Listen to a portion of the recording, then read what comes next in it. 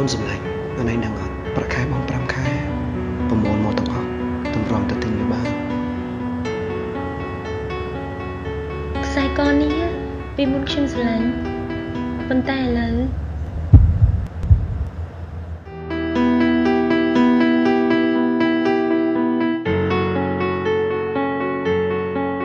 បងដឹងថាគេម្នាក់នឹងគ្មានចិត្តស្មោះអូនដូចអូនស្មោះគេហើយគេមិនដែលបារម្ភថាអូនរីករាយឬក៏ឯកាប៉ុន្តែអូនមិនអាចបំភ្លេចគេ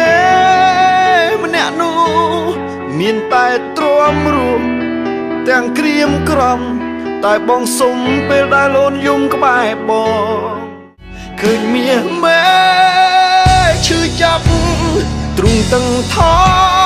ប់ស្ទើរស្លាប់ហើយចង់ប្រាប់ឲ្យដឹងថាបងស្រឡាញ់អូនគេមិនលួកុំភ្លេចខលមករបស់